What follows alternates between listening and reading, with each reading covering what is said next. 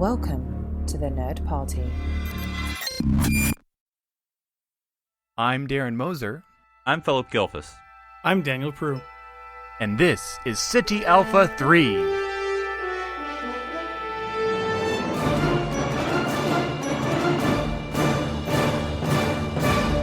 Hello, everyone, and welcome to SETI Alpha 3, a Star Trek podcast. I'm your host, Daniel Prue, and joining me, as always, are my illustrious co-hosts, Darren Moser and Phillip Gilfus.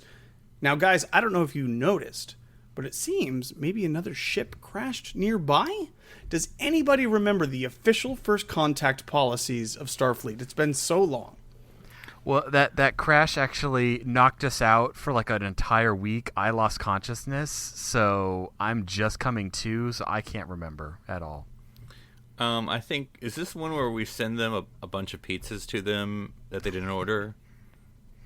No, that's Dine and Dash. We don't. That's not the right way. Oh, I thought we always just prank them to welcome them to the neighborhood.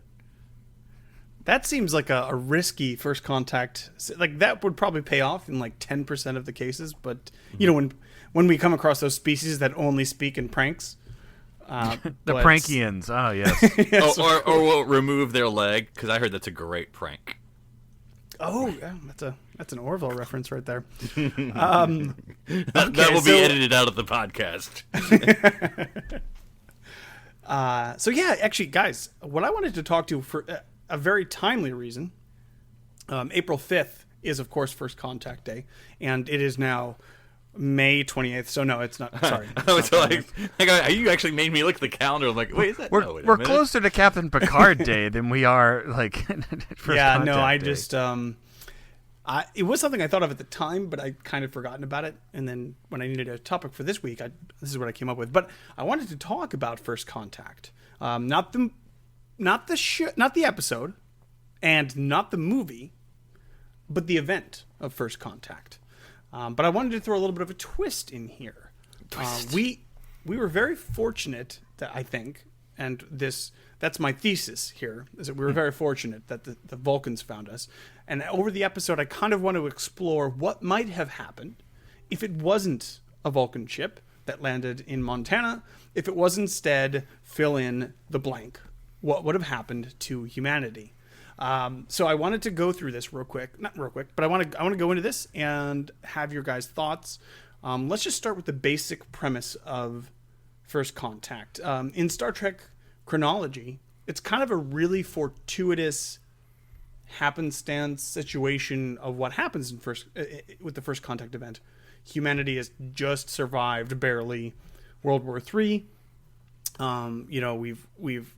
We've made it past where there's still some internal issues that we're having, but we're also reaching for the stars, at least a section of us. You mean with your hand kind of out there, and you're kind of looking up to it. Exactly, and it just so happens that there is a Vulcan spacecraft close enough to detect us. It's a kind of a really beautiful Star Trekian sentiment. I really like the idea.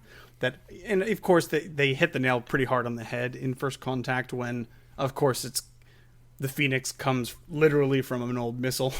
But so that's fine. Well, we're going to keep all that. How did it land, Daniel? We never know. We never ever do learn that. But carefully.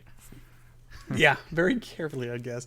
But so let's just real briefly just talk about the basic outline of the First Contact scenario. It's kind of cool, right? You guys like that sort of thing? Yeah, I mean, Riker and Geordi were there. It was pretty cool. Drunk pilot, ooby dooby. I mean, what can you not like? Magic carpet ride. Right. I mean, it was number one that year for obvious reasons. Because there were no more charged due to nuclear fallout, but it was number one, and that's the point. If there had been. Yeah, and like you said, Daniel, I like how it's not just, they were in the neighborhood. It's we drew their attention because of an achievement of humankind, and it was time. And then that would later affect, the Federations and humans, governing of when we do first contact with other species. But yes, I always am down for hypotheticals, especially when they don't seem like they're going to go really well. Well, no, this just takes me back to the I was gonna say all old Marvel title, but they probably maybe still do it. But the whole what if Marvel titles, which I always liked in the '90s, because I think they got kind of weirder as they went on. But it'd be cool, like, pivotal Marvel events in the comics, and just be like, I remember being a big Captain America guy. I remember, like, what if Punisher had been picked as Captain America? Because basically when Captain America gave up being Captain America, or at least when he was fired or whatever, they picked Frank Castle instead. So it's interesting stories just to go on. You always have the Watcher, telling the story. So I sort of like having the Watcher be like, we're bored with normal reality, so what if something extra crazy happened? In your universe, the Vulcans landed first contact, but there are other worlds that exist. Let us take a trip. And I thought it would be a really interesting just thought experiment, conversation piece to go into this, because Vulcans tend to be pretty nice people if they're a little standoffish, but a little controlling, and though. Patriarchal. Yeah, certainly. They're not perfect, but I think they would have been the lesser of many evils. So we're going to go down a list here. But I'm going to actually make this pretty freeform, guys. If you have an idea that you want to talk about, we'll do it. Just throw it out here at any point. But I'm just going to start with, of course, the most famous race. And this is going to be a very short conversation. The most famous race of all. The Klingons. So the Klingons found us. They're just going to kill everybody. And now, Daniel, is this the Klingons or the Klingons? Not the Klingons. Okay. The Klingons, because they were Klingons first in Enterprise. Oh, actually, no, excuse me. Yeah, no, in Enterprise. Then in Discovery, they were Klingons, and then they moved to Klingons, then they're back to Klingons afterwards. So these are the traditional Klingons. Now, is this Discovery? I can't ensure the word they're saying. Klingon?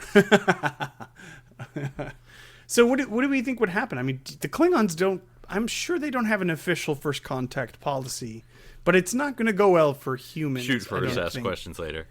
Yeah, they're probably like, we detected, I still like the fact of the warp flight being the inciting incident in all of these, and it's like, oh, there's some spacefarers over there. Let's go check them out. And then they realize they vastly outgun us and power us, and I think they just level Montana. Well, now I don't know. Do we actually know the level of Klingon technology during this time period? That's a good question. That is something I didn't even consider when I was coming up with this concept, is where are those species in relation to their own technology? At this point, they're all warring factions, right? I think. Well, if we're to believe Discovery. Right. Well, I guess Enterprise is before that, which... Enterprise before, because my head. Enterprise is about 100 years after First Contact, right? Ish. Yeah, 80 you're right. Yeah, because Archer's dad and all that. So we just have to retro back. I mean, look, we went from Warp 1 to Warp 5 in 100 years, and that's... Like, I've always felt that most all of the other races that we encounter have been spacefaring longer than we have. Like, it seems like a super normal thing for them. Mm-hmm. But I mean, there's the one we talk about and this is one of the races I want to talk about later, because it's, I think, one of the more interesting conversations. But Quark mentions to Cisco in one episode that, I can't even remember the line, but it was something along the lines of, like, we were in space when you guys were still nuking each other. Like, right. Like our species has been spacefaring longer than you've even been around, basically, is how it goes. So that's an interesting point. I don't know about Klingons specifically. So, but let's even rudimentary, like, say they're just slightly above us. They have warp speed. They obviously have boom, boom, bang, bangs. Worst case, they have sharp metal things. It's a bird of prey with a torpedo, and, like, it's a single scout craft. You know, it's still not an armada ship or whatever. Well, that'd be interesting if they landed. That's what I'm saying. I'm picturing that same scene. Scout party. It's coming down, and all of the people gather, and the thing comes down, and instead of a Vulcan offering his live long and prosper salute, you literally have 18 Klingons coming out with batleths, like just charging forward, you know. But it makes me. I still feel that the Klingons would come out not swinging, Right. but they would like come out in force, and then like they would realize that we were just nothing, and then just take what they wanted. And if we tried to resist, they would just kill us. Is there anything to take? I mean, I don't know. It depends upon your view of Klingons, whether they're just going to be barbarians or whether they have some rational basis. In other words, what does Earth have that they want? Like, assuming that, they land, and they, like you said, they sort of just suss things out. They're like, well, this is a pretty crappy world. And because at this time, other than Cochrane making a warp ship, there's not much going on Earth, like you said. Would they want us as slaves? I don't know. I don't really feel like Klingons are really much into the slave trade, except for, like, the prisons. Right. So... What would they do? I don't know. We don't have to lithium here. I think it depends a lot on... Yeah. Well, and Earth just had a nuclear war, so the planet's probably not looking super great at the moment. Is there some metal that because we don't usually have any of the space metals, like we don't have duranium or trilithium or Yeah, I don't think they would invade us. Lithium. Yeah, that's just regular lithium. I mean, they can have all our batteries. I just don't think there's many left at this point. Yeah, I don't think they would invade us just to invade us. I don't really know what they would do. If they landed, maybe they would just be a bunch of drunken Klingons looking for a good time. and maybe they actually get along better. Yeah, better slam with and then they would discover tequila and a little. See, a good mixed drink, guys. Have you ever had a blood wine with a little bit of tequila and then like a Red Bull? So are we saying that the Klingon First Contact could actually be better than the Vulcan First Contact? It would be a better party. I mean, they would engage in the dancing, And then they just leave, never to speak of it again. Yeah, and it just becomes, what? It becomes like their Fort Lauderdale for Klingons. They just stop by, have a fun time, and go on their way. Well, that could be interesting, where they actually start to come by periodically for drinks, and we start to try to trade with them to get, quote unquote future tech, but it's like really hard to get anything worthwhile, and they're not really forthcoming with teaching us how to use it. So it's kind of like we've now entered into the spacefaring rage, but it's like in the black market. That's the only way we can get things. And also, First Contact with the Vulcans unified the planet, but theoretically First Contact with the Klingons, and I don't know, Cochrane was pretty cool, but, I don't know that whole group there at Bozeman, whether, because what are the Klingons going to trade with? Yes, they have technology, but what's their technology emphasis? Weapons. So suddenly some people still have some grudges from World War III, and now they're like, hey, now we got the weapons, and now it's suddenly, I'm picturing the beginning of In a Mirror Darkly, where the everything starts to go bad, and it's just, it's a good point, because I wanted to bring that up about In a Mirror Darkly. That's the only, obviously they take that scene and turn it on its head, where instead of welcoming the Vulcans with open arms, we kill them and take their stuff. Yeah, so clearly that is one of two ways to go. Obviously, that's literally the mirror of what Star Trek says should happen, which is fine. But I'm kind of with you guys. I'm not exactly sure what the Klingons would do, because I don't think they would invade us for resources or slave labor or anything like that. And I don't think it's like they're provoked. So honestly, they would either. I think it, like Phillip was saying, I think if they came down and found something like alcohol or something that they actually wanted, I think it would actually not go too bad if we could get past the language barrier. Yeah, if Cochrane was more of like a rough and tumble kind of badass kind of guy, and like got into a scrape with one of them and earned their respect. Right. It actually could go like fairly in a drunken well. state. I think Lily like, could probably take it seriously. earn their respect. Oh yeah, Lily would. Yeah, Lily would be a perfect candidate. That would be really interesting. I mean, she just defeated the Borg, so she's super ready.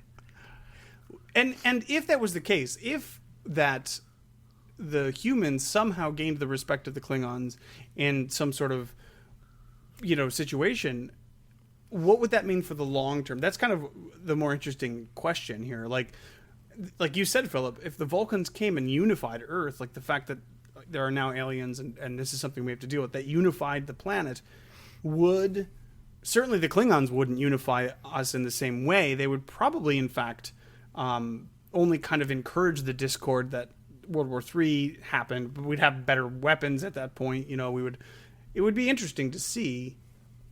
Well, maybe it would unify in a different way. Instead of bringing everyone together, it's one group now has future weapons, so they basically conquer the planet. Yeah.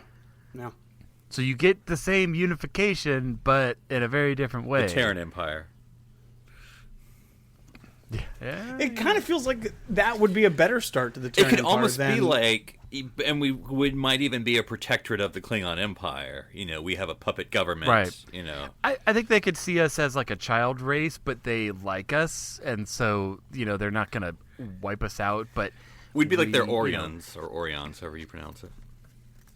Yeah, it would make sense, right? Like, we're physically weaker, but we have like we have a spunk that they like, and we have drinks, and we're intelligent. I mean, just like you have yeah. Orion Town on Kronos, according to Discovery, you'd have Human Town, also on Kronos. So I'm going to Humanville. yeah, you get that Budweiser Classic served to you. You know, it'd be great. All right, cool. I like that. That's cool. That actually went in a very different direction than I was expecting.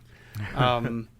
So let's keep on going, because I don't want to spend the whole time on one race. Let's talk about Well, you're doing it alphabetically. I assume Kelpians would be next, but Kelpians. Yes, that would be very interesting. No, I'm not actually doing it. I'm actually doing it in terms of, but there's no real Kind of like real, popularity. Yeah, popularity. So we'll do Romulans next, Yeah, I was gonna say that'd be which my I next one. imagine will be a much different would be a outcome. much Yeah, that's not gonna go well. This is literally, I think, just humanity becomes a slave race. yeah, remember, because Romulans always hide their true intentions. So Right. It could actually go really similar to the Vulcans, except for they have underneath they're totally setting us up for takeover, and they would play the long see, game. the hard problem is, and I don't know, as I say this, I'm thinking about this. The hard problem is we always hear the Romulan Empire, but I don't know any race they've ever subjugated other than, you know, their neighbors, the Remans. Yeah, but like, who else is in the Romulan Empire? Yeah, like with Klingons, Except you Romulans. kind of, I mean, yeah. I don't know if I necessarily know anything against the Klingon empires. Maybe it's the same problem, because all you ever see is other Klingons, and with the Romulan Empire, it's just other Romulans. So it's like, I don't know what their subjugation looks like. So I imagine that the initial experience, the coming down and handshaking and all that, could be very similar, because the Romulans put up a nice, polite front, but they very quickly become like, where in Enterprise we The see subjugators. we see the frustration, because it feels like the Vulcans are holding us back. I can see the Romulans actually holding us back, like completely being like, no, we're in charge, you do what we say at this point. And like you say, Philip, we're just entirely subjugated to this other race. But then I think that they'd be more sneaky. I mean, it would make us feel, you know, what they would do is we would have, unlike the Vulcans who held back technology, I think the Romulans would give it to us, but then there would be failures Welcome in the to lab. our star empire. Yeah. It's all great. You're now a protectorate. Yeah, and I think they would kind of drip-drop a little bit more technology than the Vulcans would. Again, I don't know, what's their end game? I mean, what do they want? I mean, enslaved Earth, but for what purpose? I just think it would be territory and, probably just territory and resources. Like, not like super Or it could important be a resources, but- foothold for Vulcan, because we're pretty close to Vulcan. It's like one of our closest neighbors. So if they owned Earth, that's like How much for just the planet? that's like that. Well, yeah. Well, that's like when Russia, had connections with Cuba. Cuba's right next. Oh, so they're to going to us. put a nuclear missile base on Earth. I like it. And then They don't even need to put one. It's right there already in Montana. And then the You just- Vulcans would have to decide whether they want to invade Earth in order to preempt a Romulan invasion. I like it. Political intrigue, because that's what the Romulans are about. They build their own Utopia Planitia. Oh, that's what it is. I mean, not to interrupt you. The Mars is actually way more interesting to them than Earth. Romulans do encourage us, but their reason is, if we're going to use what you just said, to build up our fleet. But then again, it's not to make Earth better, but it's to use Earth's ingenuity and resources, and because we know Right. we're going to perform way more, than they thought we were capable of, because we know that's Starfleet Earth or Star Trek Earth. But then it is because they want a fleet against the Vulcans. ultimately. And like you said, I agree. I propaganda. think they would give us more. They'd give us more technology faster because we're still not ready for it. Like, we haven't earned it and earned the mental and societal discipline to have replicator and faster than light and all this other technology. So that helps us stay under their heel because they're still kind of spooning it out. And because we don't know that much, with the Vulcans, they don't tell us anything. The Romulans would tell us propaganda. Like, the Vulcans are the most worst That's true. species. You need to defend yourselves and, build a space station. It's like it's the first day at school and the bully befriends you and sours you against all the actual nice people because you only have their point of view. You soured the milk! We would have, like, long live the Empire would, be the common greeting or whatever. It's like the Hail Hydra. Like, if everybody would, if you didn't act in line with the Romulans, what the Romulans you would wanted, disappear. You would disappear. Yeah, like By exactly like think of like disintegration. reunification or unification. I guess it's called. It would be like that. Earth would look like Romulus does in unification. Yeah. Just be an extension. Of Daniel, I think we should start eating our soup if we don't want to appear conspicuous in front of the. Awkward, yeah. Yeah. So, okay, let's keep moving. Let's keep moving because we've got a lot of species to cover. Next is one I thought I really had a lot of interesting thoughts about, and I want to hear what you guys think. What if the Ferengi found us? Uh-oh. Yeah. It's not going to be I good. don't think it's Because we know for sure that they're advanced, like, well beyond our abilities. Yeah. See, but I think the sad part is, they're a stagnant culture then. If they're the same thing 200 years later. But anyway. But so the thing is, like, just for like an insight into a Ferengi's thoughts into human culture, we get in Little Green Men, we get Quark start to scheme a little bit about what he is going to do to these primitive humans. He starts to talk about, I can sell you nuclear weapons, and I won't sell them to the Russians and all this sort of stuff. It doesn't take very long for them to immediately start to sow some discord here on Earth. So they're going to take advantage of us in the most. Yeah, but they could also make the same mistake that Quark did, which was you don't want to, if you're... Never trust the dog. Well, if you're captured or if you're talking to Group A, you don't want to start saying, we'll just go give weapons to your enemies when you're still in contact. Like, because that's when the U.S. government kind of turned on them. Now, the hard part is we have, I would assume at this point, a failed economy. So we're not Right. Now, the exploitation, again, what do they want from us? I don't know. We have some gold, I assume, still buried somewhere. Worthless Exactly. gold. But then that it's the whole thing where they may end up helping us because they're exploiting us, but we will sell you technology, and it might be like They're just happy it doesn't rain so much. like here's a bunch of crappy shuttles or something, but like still it's technology we don't have. So like we'll become sort of like a little bit smarter Pac-Leds where we're just getting our technology like from Wow. third rate technology, but again it's better than what we have. So it's all going to be sort of piecemeal, whatever. Yeah, I can see them. Like the idea of the Ferengi in the first place is just capitalism run amok, like given total free reign. So I can see them. I mean, not necessarily being. They're not going to be evil. They're not going to just. Well, maybe they're like, let's just restart your economy because it's gone. Yeah. So we're gonna. So maybe it's less about the technology and more about now Earth is basically running on a federation on a Ferengi economy because we didn't have one and they restarted it. So I mean, everyone's now reading the rules of acquisitions and. It's all based off of that because in order to be in the Great Exchange or whatever, like to actually trade and buy and sell, you have to obey their Great rules. River of Commerce. The Great River Stream. of Commerce. See, I would almost picture that because, I mean, in some ways we'll see them as our saviors because they're offering all these wonderful things, I mean, at a price, but, capitalism is not unknown to us here on Earth. So we're like, okay, we get it. I mean, we see what you're doing. But we're not in a position to argue. and so whatever, sure, you can have mining rights or whatever. But I think, but I think it'll become to a point where once we start going on our own, they're going to have to, like the Ferengi will have to actually make sure we have a lot of internal conflict. Otherwise, we'll overthrow them eventually. So that's what I was thinking about. Was like the Ferengi, like if they installed their form of government or of governance on the Their planet, board of directors. Of course, at the beginning, they're going to be top dogs. They're literally going to be the 1%, quote unquote, who control like 50 to 75% of the actual wealth of the planet. But I could see them very easily, like us outsmarting them, like little by little, like some. There's going to be one person at first who becomes the first. All it takes is one man. Yeah, there's that person who makes a deal that the Ferengi don't realize is not in their favor, and then and now he owns a continent, and now he owns a country, a small moon. I perhaps, have one word for you: Australia.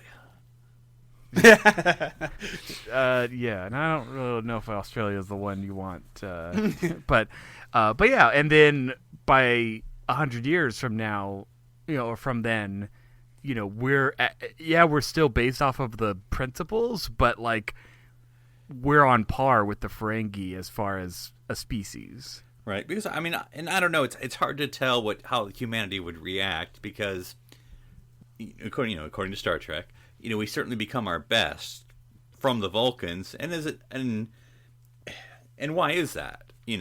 Because again, the Vulcans represent logic, which of course we're not necessarily a logical species. So, what is it about the Vulcans that help us grow? Or is it our reaction to the possibilities? And so, at what point does the alien value system change our evolution? Well, and there's the mix. Because like you said, it's not just the Ferengi value system. It's the Ferengi value system mixed with human ingenuity and human history. It's not going to just be another Ferenginar. It's going to be new Ferenginar. New Ferenginar. Well, that's kind of like part of why I had this idea in the first place. Like, Vulcans had no intention of turning Earth into New Vulcan. Right. And, a lot of other species would. They would take those... But I'm sure that a lot of especially like the Federation... the Andorians and the Tellarites, I guess, but you assume that all of these people, but you assume that when the Federation Charter has this stuff laid in here, like if you encounter a new species, this is what you're supposed to do, this is what you're not supposed to do, because you are, the Prime Directive exists for a reason, and even if you are beyond the Prime Directive in that you are now encountering somebody that's spacefaring, you still don't want to infiltrate or change their culture too much, Right. So what would the Tellarites be like? That's a good question. I don't think we know enough about Tellarite. Yeah, I mean, we know their psychology, but we don't know, again, what drives them. Again, well, I guess that's the point. Even if some of these species detected a warp signature, would they give a blank? Okay, well. Yeah, I don't know if the Tellarites But I mean, would. obviously they have to. I mean, okay, I'm thinking out loud. This is going to sound weird. But obviously the Tellarites have to care because they have international or interstellar relations. I mean, they're not an insular culture. Maybe they are, but they're not anymore, at least not by the 23rd, 24th centuries. So they obviously care for whatever reason, whether it's just trade or whatever. And so they're still going to stop, I guess, to see what we have to offer. But do you think that there is a part of the Prime Directive or somewhere in the Federation Charter that says, basically, if you encounter a spacefaring civilization, you are obligated to interact with them to establish relations? There is. I think there is in that. I mean, also it made me think because remember the Vulcans, they did make first contact, but they had also been observing us. Yeah. So it wasn't just like they literally were passing through the neighborhood and had like, oh hey, let's just. There was like no, they felt that too primitive. We had reached a point that we were ready for their first contact. Yeah. I'm not sure, but well, let's keep going down the list here, and let's see, what do we have next? Oh, here's a fun one: the Cardassians. Oh gosh. Well, we know how that goes. So, what would Occupation. Terra Nor look like in and- orbit of Earth? Yeah. Yeah, where would it be mining? What would it be? They've just mined. I Copper, mean, we still I have don't know, one of them. minerals and stuff. Like, that's still there. Our technology inhibits what we can do, but if someone has it, they'll exploit it. There's gonna be lots. There's gonna be lots of fracking going on. Yeah. There's not a lot to say with Cardassians. Not good. Basically, we see what Cardassians do when they kind of find... They liberate. I mean, Yeah. they improve societies, Daniel. I mean, Goldukat talks about this all the time. So When will the humans just acknowledge that it was a blessing that I was their dictator? It could have been much, much when worse. we arrived, you were facing nuclear fallout. You couldn't even feed yourselves. But when the Cardassian Union came, we helped you. We built schools. Oh boy, yeah, spoken like a true fascist. Anyways, I'm gonna open it up here. There's a bazillion races in Star Trek, and a lot of interesting ones. The one that came to my mind was the Darmok people. Children of Tama. Yes, Tama. and I thought we'd just be confused. Yeah. We end up just shooting them, I think. Or would they beam Zephyr Cochrane into an isolated place for a one-on-one with their captain? I Well, don't they're know if already in Cochrane would do Montana. as well as I mean, Pic- how much more isolated? That's true. That's true. But there's lots of interesting races in Star Trek. Do you guys have any ideas for something fun or neat that you'd want to see? So Denobulans, Well- I mean, we could have optimism. Denobulans actually- we could learn Yeah, about their interesting optimism. marriage approaches. True. You kid, but I think Denobulans would be one of the best races for humanity. Hello, I think that would be, Zephyrin. And Zephyr's just like, oh, dear Lord, not this guy again. I think it would be tremendously good for humans to be visited by Denobulans in this day and age. That Yeah, would I be- think that could go I mean, well. we're going to need help That's- rebuilding our population, so maybe the whole, Ooh, multiple what about, spouses will help out. What about Beta Zeds? Beta Zeds also would be very good for humanity, I think. They would be a very healing race for humanity because we would finally get past all this sort of nonsense that we deal with on a day-to-day basis and really It'd get help to us the... unpack our psyche. Well, Yep. then the problem would be, if it's, and I don't know, it depends how, because keeping it in the Star Trek universe, but like, would people have problems with telepaths? Because, eventually there'll be, intermarriage or whatever, and so then you'll have human telepaths or human empaths or whatever. And, will we be trusting of that? Will we have the social maturity of how to handle a telepath species, so... yeah. It would be an interesting experience. I don't know. Well, first of all, it's kind of weird that Beta Zeds ever developed like tongues and mouths like we do because they don't need to communicate the same way that we do. But Well, I would assume that they developed normal communication and then a telepathic think so? ability. Yeah. you would think they would have to be at least parallel evolutions. Like you don't. That would be a long time coming. But anyways, that's more of a sciencey issue than anything. I think that Denobulans / Betazoids are both great examples of species that would teach humanity a lot. what about We would have what about Bolians? I was thinking of Benzites, actually, because they would tell us what to do. Their theories and plans are the best, and this is how See, you're I think gonna that would do be it. interesting because they're just going to be like, instead of passive aggressive Vulcans, they're just going to be passive aggressive Benzites. So, like, Yeah, pretty I much. mean, it would almost be the same, except Bolians, as far as we know, are basically humans that are blue. Like, we really know nothing they about love life. Bolian They seem to, society. and they're talkers. Oh gods, they're talkers. Yeah, they like to talk.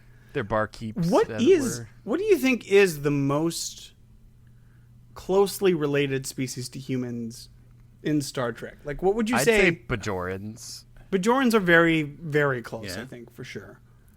Oh yes, what if a solar Bajoran vessel detected our warp signature and landed on the planet? A lot of people say that the ship didn't make it to Earth, but I believe it did. Yeah, I'd say Bajorans are the closest, but I haven't put too much thought into What it. if Robo Lady? I'm just like, what? race from Discovery? Jeez. I'm trying to think of like what race would we bro out with? Like, what would be like, oh, hey, man, it's cool to see you. Like, it's not, there's no, like, inherent social barriers there. Like, we would just be friends with because of how similarly their attitudes towards us are. I don't know that there is a space in Star Trek because, of course, the alien races. That's the whole point. Is they're not supposed to. Yeah, be they're humans. created to kind of contrast us. But They're a mirror to us too. Well, with the Nausicaans, we'd finally have some decent dom jot around geez. here, because I don't know if you guys have tried to find. Dumb jot lazy. Dumb jot poor. and then, of course, we could do a whole episode about like the obscure ones. Like, what if the Horta found us? Or Pain. the or the Tribbles. Tribbles would be a good one, or the space jellyfish from Far What Point. about Marissa's people? Oh, Emrys, yeah. Oh yeah, I mean, Cations, right? is that okay? Or the dolphins. Oh yeah, Oh gosh, yeah. they're just mad that their species has been wiped out on Earth. Cousins. Because probably I think they by would then- land and be like, "Well, who the heck are you?" Yeah. What is this growth going on the land? Like the Well, water's it's your where fault it's for at. landing in Montana. So really. We got the Tholians. Oh yeah. Tholians. Now Yep. they seem fairly militaristic as well, like, but also intelligent. Like, I mean, they have research and development and weaponry and advanced. Well, they'd have systems. to well, it'd be another word besides Terra, but they'd have to Tholian form the planet because we're. Tholian form. Oh, that's true. So You know, they probably wouldn't be interested at all because the planet is just completely not hospitable. They need a to Class them. T Yeah. planet. Yeah, I would say Although, that would there be another planet? Is there another planet in our solar Oh, good system that question. would classify? Mercury, maybe. Like maybe they could do a little bit of something to Mercury or Jupiter. Are they? Well, they're Jupiter gaseous. would- Oh, yeah. So, I mean, they still need a solid planet, but yeah. Gosh, if only I knew what a Class T planet was. But- You know, we didn't talk about them really much. We mentioned them briefly, and we only get. It's tough to base your entire species on Jeffrey Combs' performance. Which one? But I would also say that a close relationship would be humans and Andorians. I get the kind of sense that they kind of share a lot of the same values. Right. I mean, they're probably slightly militaristic more than we are. Yeah, a little bit, but I would think that we would relate to them stronger than we would Vulcans, like on a very basic level. I don't know if they'd be willing to put in the effort. They'd just be like, "Yeah, you guys are. That's it. Warp 1. All right, we're moving on." Yeah, you're probably right. 'Cause I don't know who would want to stay. I mean, other than like the Cardassians, because they're just going to enslave us. But I don't know. There's a lot of species that would stay. They'd just be like, "Oh, I thought it was a real warp signature. We'll call you again in 20 years." Okay, so I have two more, and then we can wrap up with some really wild ones if you guys want to. But the first one's going to be quick. Binars. Nope, the Borg. oh, I knew that was. Well, gonna wait, they come were up. there at first contact. We That's saw what I'm how saying, that went. but, we know exactly how that would work, so that's why it's very quick. We don't really have to get into it. It would not end well. We would just be Borg at this point, so that's fine. That's fine. The second one is a little more interesting of a question because it cuts through the heart of this issue. Pick your timeline. Of course, I'm going to pick mid 23rd century, Enterprise D sort of stuff. 24th century, sorry.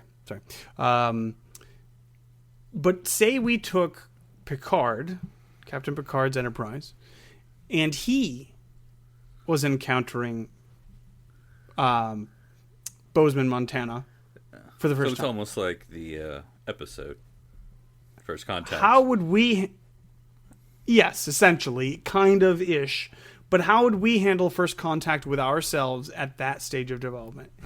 That's kind of what the episode's about a little bit, but I kind of want to get into like what would we have learned from our 300 years in space, and would we help ourselves, or would it be more sticky than that? Well, it's interesting because in First Contact, well, I also compare it to Insurrection. But basically, like, how early do they get involved? Because I think in First Contact, they would have already, if they're going by Starfleet regulations, they would already be on Earth. Because they're sort of like the pre-spy program. Because they would have figured out, somehow, I guess, that we were already developing warp power. And so they would have had their spies here in Montana, checking things out. And then, again, who do you contact? Because it's just, there's no real government. So, but then, I think what they are going to offer, like, hey, you're going out into space and you have warp speed. We're here to say, what it's like out there. And we're either, and what is it they're offering in First Contact? Is it like Federation membership, or just like, we'll help you along, or I guess, I don't know. I think it was just basically it's, well, you've seen Contact, right? The film written by the late Carl Sagan, maybe, possibly. Yeah. I think it's basically that early of a stage. It's just to say, hey, you are a part of a interstellar community. There are other races out here that exist, that thrive, that want to meet you and want to contact you. But the message of First Contact, essentially, again, we have to specify the episode, was to say, but this is just the first step, and it's early, and you're not going to jump head forth into the pool. You know what I mean? But like, take a random season 4 TNG episode, and they're just, we're doing a planetary survey, and two parsecs away we see that there was a space warp done. Jordy, what'd you say? Space warp done. How would our heroes do that? Like, handle that situation later on? I don't know. I think it's an interesting concept, an interesting idea. Like, and would they have handled things differently than the Vulcans? So are you speculating that, like, the Enterprise D comes out of time warp and accidentally destroys the Vulcan ship, and now has but hear me though. I'm like, they realize that they have to, like, Bell Riot's substitution have to be like it, because they took out of the Vulcans. They now have to be the nurturing force, but also not completely screw up the timeline. But they have to do something. Now, is Picard putting on surgery and getting the pointed ears so he can match, or? That's an interesting concept, and that would be interesting to discuss at a deeper level, but that's not what I want to talk about here. I want to talk about, basically, if there was an exact parallel to 2063 Earth, an exact parallel in terms of technology. Okay, so it's not Earth, but it's just like it's us. Exactly like it. Got it. How would we handle things differently than the Vulcans did? And would we be better at it, or would we bungle it up? Because I think the hard part is often, but not always, that Starfleet wants a united planet. So considering Earth is pretty messed up, we just have. I don't think Earth would qualify. Yeah, exactly. So would we disqualify ourselves? And is that not hypocritical? Well, I think it also depends, because even if one section of the planet gets too technology advanced, you still have to intervene after a certain while, right? Because then I don't know. Like, would we even? Do we even qualify for First Contact under the Prime Directive, or no? Well, but remember though, like you said, we do like to deal with a unified planet, but that's not necessarily the point of First Contact. The point of First Contact is to make contact, and not necessarily like, it's not like they instantly become a member of the Federation. It's just now they're connected to this greater galaxy of planets. They just drop off a business card. Says Starfleet. They're on the new network, the new internet. Yeah, they're like, look, we got a podcast you can listen to, but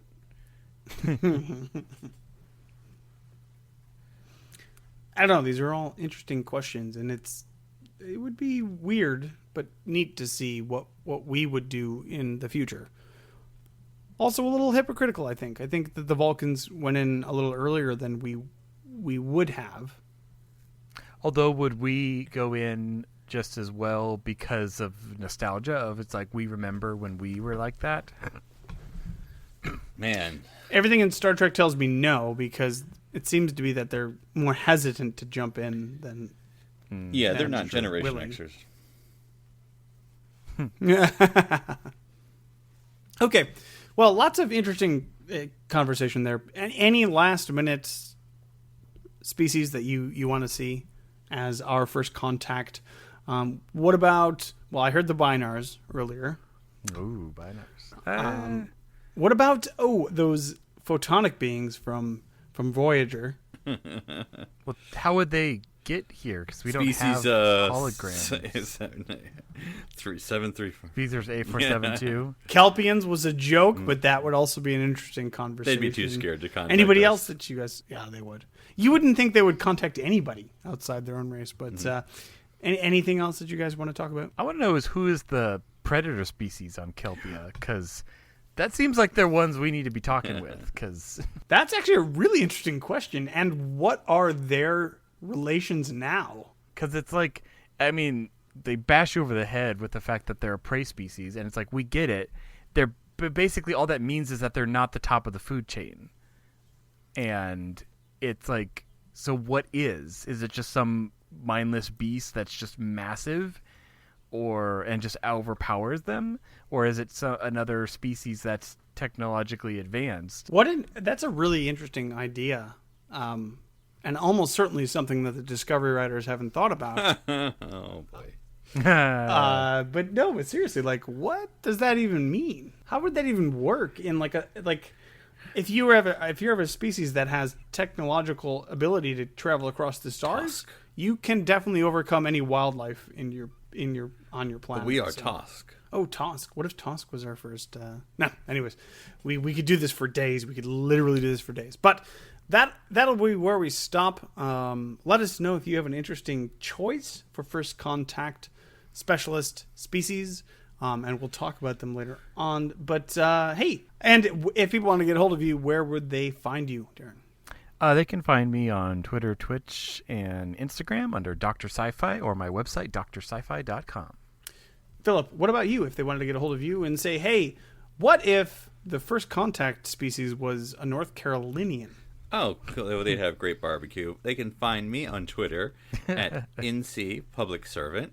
And if you want to hear us talk about the Star Trek The Next Generation Doctor Who crossover graphic novel, we'll be talking about that in the next episode of Time and Space, a Doctor Who podcast. You know, I think Doctor Who is a great example of a first contact, I don't know what you'd call him, specialist? Advisor? Like, he's always introducing new species to new species, so he's a good guy for that. Good so. dating service. Anyways, if people want to get dating, yeah. And if people want to get hold of me, they can find me on Twitter at OneUpDan. That's the number one, not the word. I'm Daniel Prue. I'm Philip Gilfus. I'm Darren Moser. Stranded here on SETI Alpha 3.